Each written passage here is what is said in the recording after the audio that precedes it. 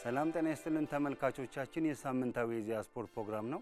በዛሬው ዝግጅት የሀገር ውስጥና የባህር ማዶ ስፖርታዊ መረጃዎች ይዘንላችሁ ቀርበናል። ፕሮግራሙን በመምራት እኔ ሙሴ መለሰ አብሬያችሁ ቆያለሁ። እስከ ፕሮግራሙ ፍጻሜ አብራችሁን ቆዩ። ቅድሚያ ከሀገር ውስጥ የምንመለከተው ኢትዮጵያ ከ17 ዓመት በታች ሴቶች ብሔራዊ ቡድን ነው። ብሔራዊ ቡድኑ እንግዲህ በቀጣዩ ዓመት በሞሮኮ አስተናጋጅነት በሚካሄደው 9ኛው ከ17 ዓመት በታች ሴቶች የፊፋ ዓለም ዋንጫ ላይ ለመሳተፍ የአፍሪካ ዞን ማጣሪያውን ከካሜሮን ጋር የፊታችን ቅዳሜና በቀጣዩ ሳምንት የሚያደርግ ይሆናል። ለዚህም ዝግጅቱን ከየካቲት 13 ቀን 2017 አንስቶ በአዲስ አበባ ስቴዲየም እያደረገ ይገኛል ማለት ነው።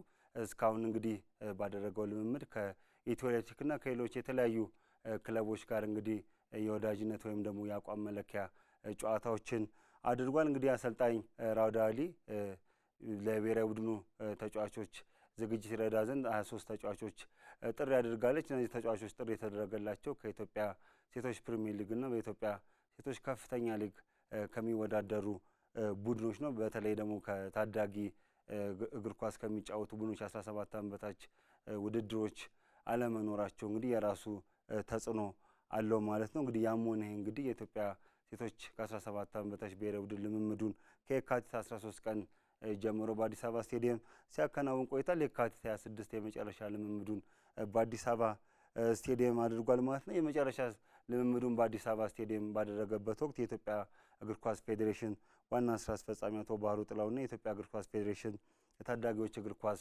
ልማት ኃላፊ አቶ አምሳሉ ተገኝተው እንግዲህ ማበረታቻ አድርጓል ለብሔራዊ ቡድኑ ማለት ነው። እንግዲህ የኢትዮጵያ ብሔራዊ ቡድን ሐሙስ ዕለት ወደ ካሜሮን ያውንዴ አቅንቷል። እንግዲህ የመጀመሪያ ጨዋታውን ነገ ሉዋንዳ ካሜሮን ላይ የሚያደርግ ይሆናል ማለት ነው። ብሔራዊ ቡድኑ እንግዲህ ቅድም እንዳነሳሁት ከሌላ አቻ የአፍሪካ ሀገር ብሔራዊ ቡድን ጋር ጨዋታ ባያደርግም በአዲስ አበባ መቀመጫቸውን ካደረጉና የኢትዮጵያ ክለቦች ሴቶች ክለቦች ጋር የታዳጊ ቡድኖች ጋር ጨዋታውን ሲያደርግ ቆይቷል ማለት ነው። አሰልጣኝ ራውዳ አሊ ቡድኑ ወደ ካሜሮን ከማቅናቱ በፊት ረቡዕ ዕለት ጋዜጣዊ መግለጫ ሰጥታ ነበር። ቡድኑ በጣም በጥሩ ስሜት ላይ እንደሚገኝና በጥሩ ዝግጅት ላይ እንደሚገኝ አንስታለች። በተለይ የዋናው ሴቶች ብሔራዊ ቡድን በአፍሪካ ዋንጫ ማጣሪያ ዩጋንዳን በደርሶ መልስ ጥሎ ወደ ቀጣዩ ዙር ማለፉ በታዳጊ ሴቶች ብሔራዊ ቡድኑ ላይ ከፍተኛ መነሳሳት እንደፈጠረና ቡድኑ በጥሩ ሞራልና በጥሩ የማሸነፍ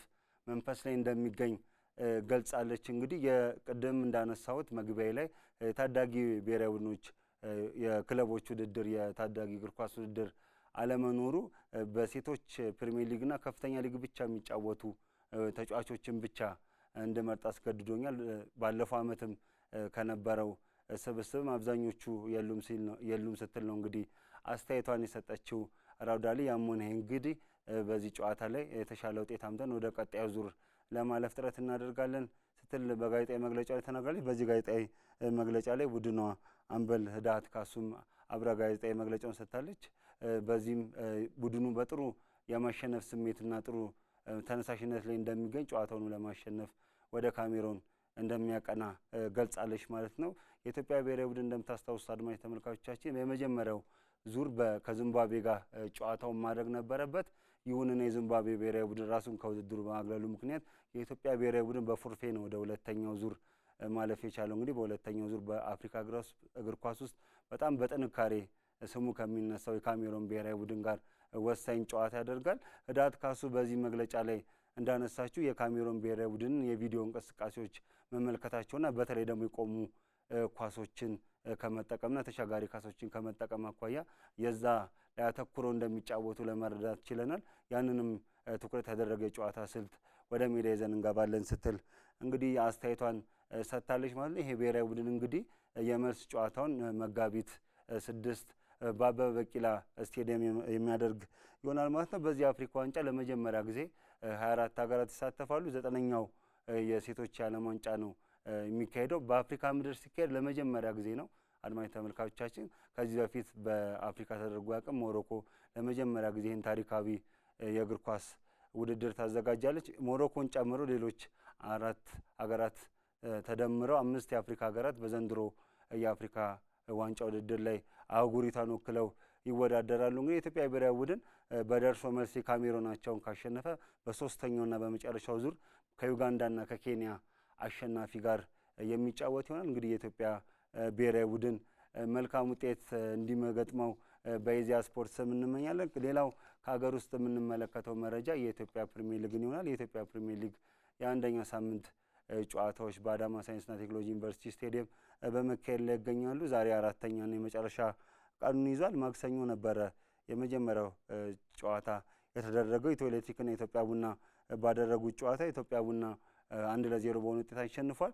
ጋናዊው የ25 ዓመት የፊት መስመር ተሰላፊ ኮንኮኒ ሃፊዝ በ18ኛው ደቂቃ ያስቆጠረው ግብ ቡናማዎቹን አሸናፊ አድርጓል። በ20ኛው ሳምንት በነበረው ጨዋታ ኮንኮኒ ሃፊዝ ነበረ ኢትዮጵያ ቡና ሲያሸንፍ የማሸነፊያን ግብ ከመረብ ላይ ያሳረፈው ማለት ነው። በዚህ ዕለት በተደረገው ሌላኛው ጨዋታ ሲዳማ ቡናና ሀዲያ ሆሳዕና አንዳቻ በሆነ ውጤት ተለያይተዋል። መስፍን ታፈሰ የቀድሞ ኢትዮጵያ ቡና የፊት መስመር ተሰላፊ ባስቆጠረው ግብ ሲዳማ ቡና መምራት ችሎ ነበር። ይሁንና የሲዳማ ቡና መሪነት ለደቂቃዎች እንኳን አልቆየም። በአራተኛው ደቂቃ ላይ የሀዲያ ሆሳዕናው አጥቂ ኢዮብ አለማየሁ ያስቆጠራት ግብ ሀዲያ ሆሳዕናን አቻ አድርጓል። ከዛ በኋላ ግብ ባለመቆጠሩ ምክንያት የሁለቱ ቡድኖች ጨዋታ በአቻ ውጤት ተጠናቋል ማለት ነው። የካቲት 26 ረቡዕ ዕለት ሶስት ጨዋታዎች ተከናውኗል። በዚህ መሰረት ቅድሚያ ጠዋት ላይ ረፋድ ላይ የተደረገው ጨዋታ በኢትዮጵያ ንግድ ባንክና በሱል ሽሬ መካከል የተደረገ ነው። በዚህ ጨዋታ ኢትዮጵያ ንግድ ባንክ እንግዲህ 1-0 በሆነ ውጤት አሸንፏል። ከረፍት መልስ ተቀይሮ የገባው ዘላለም አበበ በ82ኛው ደቂቃ ያስቆጠረው ግብ ኢትዮጵያ ንግድ ባንክን አሸናፊ አድርጓል። ኢትዮጵያ ንግድ ባንክ ያምናው የሊጉ አሸናፊ ነው። እንግዲህ ጥሩ እንቅስቃሴ በማድረግ ላይ ይገኛል። የኢትዮጵያ ንግድ ባንክ ባለፉት 3-4 ጨዋታዎች ላይ እንግዲህ ደረጃውን ወደ 7ኛ ከፍ አድርጓል። በዚሁ ላይ በተደረገው ሁለተኛ ጨዋታ ሐዋሳ ከተማ መቀሌ ሰባ እንደርታን 5-2 በሆነ ውጤት አሸንፏል። እንግዲህ ሐዋሳ ከተማ ወራጅ ቀጠና ውስጥ የሚገኝ ቡድን ነው። በውጤት ማጣት ከውስጥ ውስጥ የሚገኝ ቡድን ነው።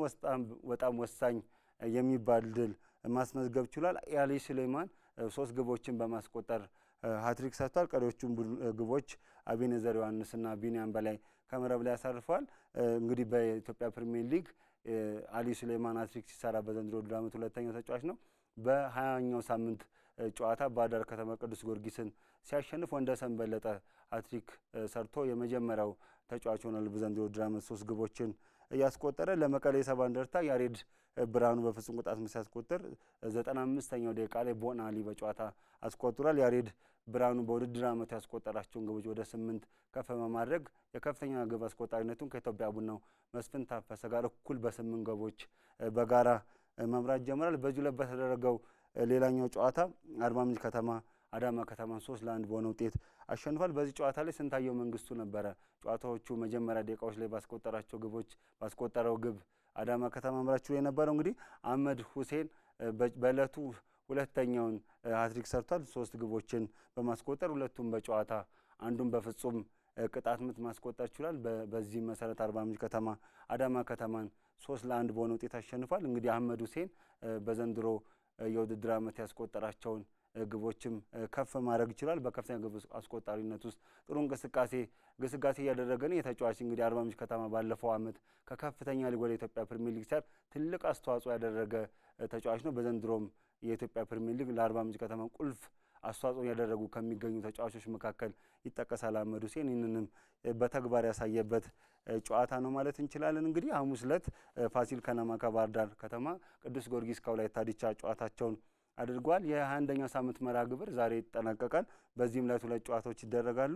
መቻል ኮልባሎ አዲግራት ዩኒቨርሲቲ ከቀኑ 9 ሰዓት፣ ኢትዮጵያ መድን የሊጉ መሪ ነው ከድሬዳዋ ከተማ ጋር ከምሽቱ 12 ሰዓት ላይ ጨዋታውን የሚያደርግ ይሆናል። መቻል እንግዲህ ባለፉት 2-3 ጨዋታዎች ላይ ጥሩ ውጤት እያስመዘገበ አይገኝም። ወቅታዊ ብቃቱ ጥሩ አይደለም። ወደ አሸናፊነት ለመመለስ የሚያደርገው ጨዋታ ነው። በአንጻሩ የመጨረሻውን 18ኛ ደረጃ የያዘው ወልዋሎ አዲግራት ዩኒቨርሲቲ ደግሞ ባለፉት 4-5 ጨዋታዎች ላይ መጠነኛ የሆነ መነቃቃት እየታየበት ይገኛል። እንግዲህ መቻል ዋንጫ ፍክክሩ ላይ ለመቆየት፣ በአንጻሩ ደግሞ ወልዋሎ አዲግራት ዩኒቨርሲቲ ከወራጅ ቀጠና ለመውጣት የሚያደርጉት ጨዋታ መሆኑን ጨዋታ ተጠባቂ ያደርጓል። የሊጉ መሪ ኢትዮጵያ መድን ከድሬዳዋ ከተማ የሚያደርጉት ከምሽቱ 12 ሰዓት ላይ የሚያደርጉት ጨዋታም የሚጠበቅ ነው። ኢትዮጵያ መድን በ20ኛው ሳምንት ጨዋታ በወላይታ ዲቻ 1-0 ተሸንፏል። እንግዲህ ከሽንፈቱ አገግሞ ወደ አሸናፊነት ይመለሳል አይመለስም የሚለውን በዛሬው ጨዋታ የምንመለከት ይሆናል። እንግዲህ የ21ኛው ሳምንት ጨዋታ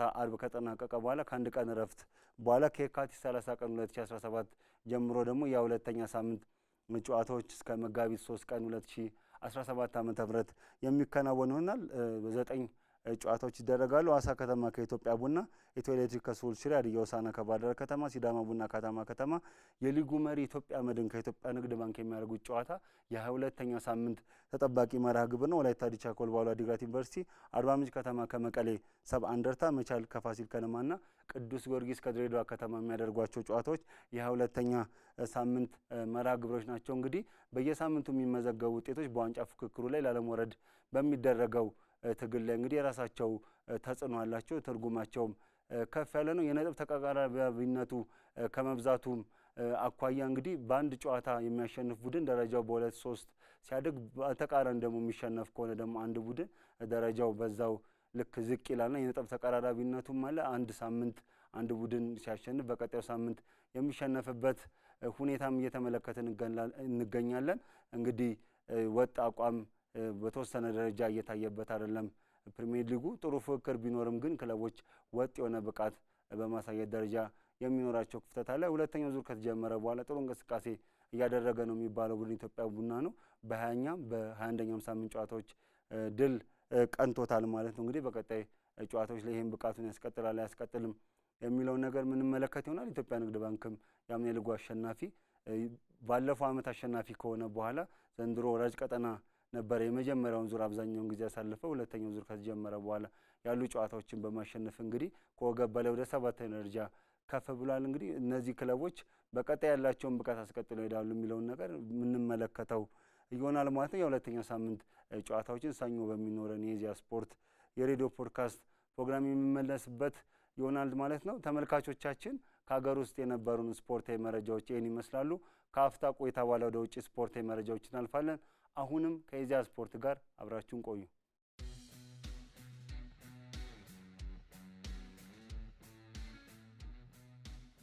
ተመልሰናል ተመልካቾቻችን። ከውጭ የምንመለከተው መረጃ በእንግሊዝ ፕሪሚየር ሊግ የ28ኛ ሳምንት መርሃ ግብር ማንቸስተር ዩናይትድ እና አርሰናል የሚያደርጉትን ተጠባቂ ጨዋታ ይሆናል። ይሄ ጨዋታ እንግዲህ የፊታችን እሁድ ከምሽቱ 1:30 ላይ በኦልድ ትራፎርድ ስቴዲየም የሚከናወን ይሆናል ማለት ነው። ማንቸስተር ዩናይትድ በውጤት ማጣት ቀውስ ውስጥ ይገኛል። አርሰናል ለዋንጫ ፉክክር ያደረገ ይገኛል። እነዚህ ሁለት ታሪካዊ ባላንጣዎች የሚያደርጉት ጨዋታ እንግዲህ በዓለም እግር ኳስ አፍቃሪያን ዘንድ በጉጉት ይጠበቃል። ወቅታዊ ብቃታቸውን ስንመለከት አርሰናል በሊጉ እስካሁን ባደረጋቸው 27 ጨዋታዎች 15 ጊዜ ሲያሸንፍ 3 ጊዜ ተሸንፏል፣ 9 ጊዜ ደግሞ አቻ ወጥቷል። መድፈኞቹ በጨዋታዎቹ 51 ጎሎችን ከመረብ ላይ ሲያሰርፉ 23 ግቦችን አስተናግዷል። በ42 ዓመቱ ስፔናዊ አሰልጣኝ ማይክል አርቴታ የሚመራው አርሰናል በ54 ነጥብ ሁለተኛ ደረጃ ላይ ይገኛል። አርሰናል በተለይ 9 ጨዋታዎች ዘንድሮ የውድድር ዓመት አቻ ወጥቷል። በተለይ ደግሞ ከነዚህ ጨዋታዎች ከግማሽ በላይ በአብዛኛው በሚባል ሁኔታ ከመሪነት ቦታ እየተነሳ የጣላቸው ነጥቦች ናቸው። እነዚህ ነጥብ መጣሉ እንግዲህ ከሊቨርፑል ጋር ያለው የነጥብ ልዩነት እንግዲህ ወደ 11 ከፍ እንዲል ያደርጓል። ሊቨርፑል ከሌሎቹ ክለቦች አንድ የተሻለ ጨዋታ አድርጓል። አርሰናል ያን ጨዋታ የሚያሸንፍ ከሆነ ልዩነቱ ወደ 8 ዝቅ ይላል ማለት ነው። ያም ሆነ አርሰናል ባለፉት 2 ጨዋታዎች ላይ በፕሪሚየር ሊጉ አለማሸነፉ እንግዲህ ከሊቨርፑል ጋር ያለው የነጥብ ልዩነት እንዲሰፋ አድርጓል። እንግዲህ ተጋጣሚ ማንቸስተር ዩናይትድ በውድድር ዓመቱ እስካሁን ባደረጋቸው 7 ጨዋታዎች 27 ጨዋታዎች ማሸነፍ የቻለው 9 ጊዜ ብቻ ነው። 12 ጊዜ ተሸንፏል። በጣም በርካታ ሽንፈት ነው በዘንድሮ የውድድር ዓመት ያስተናገደው። እንግዲህ ሩበን አሞሪም በህዳር ወር አካባቢ አሰልጣኝ ኤሪክ ቴን ሃግን ተክተው ከመጡ በኋላ ቡድኑ ላይ ጥሩ መሻሻል ያመጣሉ ቢባልም ቡድኑ በተለይም በኦልድ ትራፎርድ በበርካታ ጨዋታዎች ላይ በፕሪሚየር ሊጉ ሲሸነፍ ተመልክተናል። በአጠቃላይ በኦልድ ትራፎርድም ከሜዳ ውጭ ባደረጋቸው ጨዋታዎችም 12 ጊዜ ሽንፈት አስተናግዷል ማለት ነው። ማንቸስተር ዩናይትድ በቀሪዎቹ 6 ጨዋታዎች ላይ ነጥብ ተጋርቷል። በእነዚህ ጨዋታዎች ላይ ማንቸስተር ዩናይትድ ያስቆጠራቸው ግቦች ብዛት 33 ሲሆን 39 ግቦችን እንግዲህ አስተናግዷል። 6 የግብ ዕዳ ይዞ በ33 ነጥብ 14ኛ ደረጃ ላይ ይገኛል። ከዚህ ቀደም ከነበሩ ጨዋታዎች በኋላ ሩበን አሞሪም በሚሰጣቸው አስተያየቶች ላይ ማንቸስተር ዩናይትድ ከወራጅ ቀጠና ስጋት አሁንም አለመላቀቁን ሲገልጹ ነበር። እንደውም ከ3 ከ4 ሳምንት በፊት በሰጡት አስተያየትም መነጋገሪያ ሆኖ ነበር። ቡድኑ ሊወርድ ይችላል፣ ለዛም ያ ነገር ከጨዋታ ውጭ አይደለም ወይም ደግሞ ከካልኩሌሽን ውጭ አይደለም ሲሉ አስተያየታቸውን ሰጥተው ነበር። እንግዲህ አሁን ማንቸስተር ዩናይትድ እንግዲህ በውጤት ማጣት ቀውስ ውስጥ የሚገኝ ቡድን ነው። እንግዲህ በአንጻሩ አርሰናልም በተለይ የፊት መስመሩ በጣም በከፍተኛ ሁኔታ ሳስቷል። ባለፈው ሳምንት አጋማሽም እንግዲህ ያለ አጥቂ ተጫውቶ ፒኤስቪ አይንድሆቨንን 7-1 በሆነ ውጤት ማሸነፉ የሚታወስ ነው። በዚህ ጨዋታ ላይ እንግዲህ አማካይ ተጫዋቾቹ ኦዴጋርድ ደምቀው ያመሹበት ጨዋታ ነው ማለት እንችላለን። ማንቸስተር ዩናይትድ ደግሞ ሐሙስ ዕለት ወደ ባስክ አቅንቶ በአውሮፓ ሊግ ጨዋታ ከሪያል ሶሴዳድ ጋር ጨዋታውን አድርጓል ማለት ነው። ሁለቱም ቡድኖች ከከተማ ውጪ ከአገራቸው ውጪ ነው ጨዋታቸውን ያደረጉት። በአንጻሩ አርሰናል የአንድ ቀን የማገገም የተሻለ ጊዜ አግኝቷል ማለት እንችላለን ማለት ነው። ሁለቱ ክለቦች እስካሁን እርስ በርስ ሲገናኙ በሁሉም ውድድሮች የአሁኑ ለ242ኛ ጊዜ ነው። ከዚህ በፊት በነበራቸው የ241 የእርስ በርስ ግንኙነቶች ማንቸስተር ዩናይትድ 99 ጊዜ ሲያሸንፍ አርሰናል 90 ጊዜ ማሸነፍ ችሏል። 53 ጊዜ አቻ ወጥቷል። አርሰናልና ማንቸስተር ዩናይትድ በእንግሊዝ ፕሪሚየር ሊግ በጣም ተቀናቃኝ የሚባሉ ቡድኖች ናቸው። ለመጀመሪያ ጊዜ የተገናኙ ተመልካቾቻችን እንደ አውሮፓውያን አቆጣጠር በ1894 ነበር። በዚሁ ጨዋታ ላይ ቡድኖቹ 3 አቻ ተለያይቷል። ከአንድ ክፍለ ዘመን በላይ ያስቆጠረው የሁለቱ ቡድኖች ተቀናቃኝነት እንግዲህ አሁንም እንደቀጠለ ይገኛል ማለት ነው። በተለይ በአርሰን ቬንገርና በሰር አሌክስ ፈርጉሰን መካከል የነበረውም ፍጥጫና ፉክክርም በጣም የእንግሊዝ ፕሪሚየር ሊግን በጣም ተወዳጅ ካደረጉ ምክንያቶች አንዱ ነበረ። እንግሊዝ ፕሪሚየር ሊግ ለረጅም ጊዜ በፈርጉሰን ጊዜ ዋንጫ ሲያነሳ ነበረ ማንቸስተር ዩናይትድ። በአንጻሩ አርሰናል ዘኢንቪዚብል የሚባለው የመጨረሻ 2004 ላይ ዋንጫ ካነሳ በኋላ በእንግሊዝ ፕሪሚየር ሊግ ዋንጫ አንስቶ አያውቅም።